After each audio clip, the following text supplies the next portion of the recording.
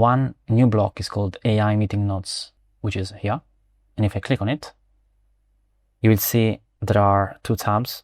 One is for notes, where I can type any note. That's just a Notion page, so I can use blocks. I can turn this into a heading tool and do agenda, then maybe use a bulleted list and type in text that I want on Notion, on the Notion page here in the notes section. Then there is a transcript tab that will automatically transcribe the meeting. You can see that I can only use this on the desktop app, so I will need to open the desktop app to actually show you what this looks like. Here I'm on the desktop app, same page as before. You can see the notes tab, then the transcript tab. Now I can see confirm consent. If I click this button, then the transcription starts. If I click on the three dots next to that button,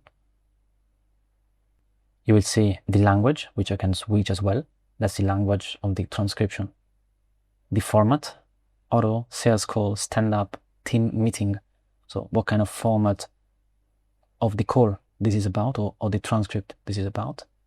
And the consent, if you want to send, for example, a consent message on the Zoom chat, Microsoft Teams chat, whatever tool you're using for that call, then you can copy this or use a voice consent that speaks out that this meeting is being transcribed by Notion AI. So these are to make sure that the participants of that meeting know that the meeting is being transcribed. Now if you click on play audio consent message, I'm using Notion AI to transcribe this meeting and generate notes. There you go. Hopefully you heard it. That's the message that would play. And if you want to copy the consent message, then you just click on this